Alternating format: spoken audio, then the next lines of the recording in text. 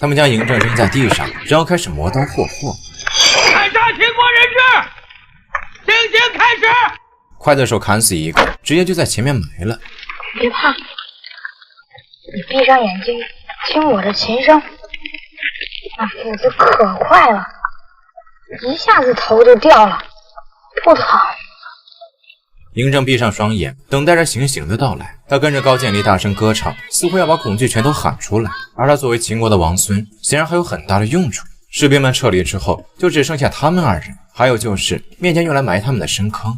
他们趁着黑夜找上了醉酒的屠夫，可是，在半诺之际，却惊醒了一名狱卒。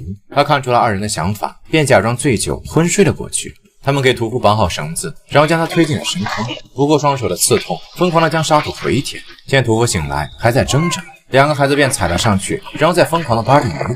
期间有马吠的声响，他们便小心观察，然后又开始掩埋，直至所有沙土被回填完毕，屠夫彻底死在了地下。东窗事发，二人共担一家。就在他们都以为自己死定了的时候，一伙僵直虫子，他们展开枷锁，给嬴政换了身衣服。谢秦国王孙嬴政回国。嬴政跑了回来，将高渐离一同带走。二人在马车上哈哈大笑，为回到秦国之后的日子开心。可在二人睡着之后，高渐离却被人扔下了马车。多年之后，嬴政俨然成为了拥有铁腕手段的秦王。即便他的军队能够征服六国，可却没有一首能征服人心的旋律。宫里乐师无数，可就是谱不出让他满意的琴颂。直至发兵之前，他才想起好友高渐离。消灭敌国的顺序应该是先楚后燕。大王说反了，我改了。何以改动？因为燕国有一个能谱写琴颂的人。燕国收到消息，便安排荆轲行刺。上殿之前，荆轲被扒光了衣服，只带着樊於期的人头和地图，走到了嬴政的面前。你何苦背叛我呢？害得世上又少了位英雄。与家人合葬。遵命。看完了人头，秦王对地图却十分不屑。荆轲灵机一动，便说高渐离的断齿藏于地图之中。秦王关心则乱，荆轲也展开了地图。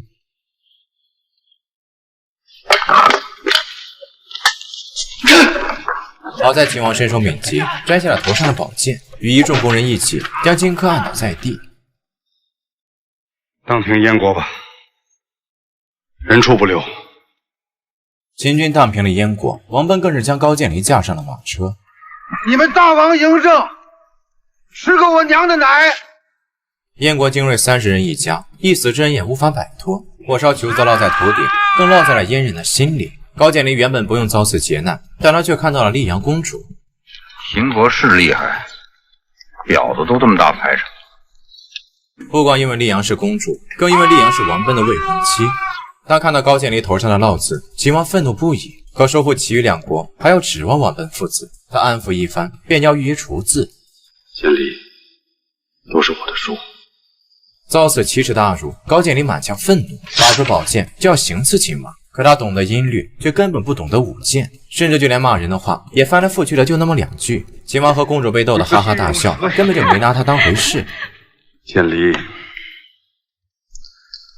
你在这里可以安心定居，随意差遣他们，独享王族之起居饮食，但切勿滥使孩童之性，让晚辈取笑。豪华的大宅，高渐离却没有一丝兴致。或许是那文人的风骨让他显得桀骜不驯。秦王安排了工人，对高渐离寸步不离。你屎也要看吗？滚！小人不敢，大王有命，要切切保证先生安全。这哪是保护，分明就是监视。做完了别人，他开始做上了自己。一言不合，他便开始绝食抵抗。高渐离对秦王不只是发小，更是他收复人心的必备之人。所以于情于理，高渐离都必须活着。可即便工人掰开他的嘴，然后用斧凿撬牙，倔强的高渐离都不肯吃下一点东西。溧阳公主毛遂自荐，说自己能把高渐离喂活，不过条件是要把高渐离赏给自己。见父皇答应，溧阳公主便为高渐离制作饭菜。可高渐离抱着必死之心，如何都不肯张嘴。面对他如此这般，溧阳公主也颇感无奈。周围之人都是太监，他的穿衣也未曾提防，哪知道高渐离见他春光乍泄，竟然有了反应。要说他还有什么遗憾，那必定就是女人。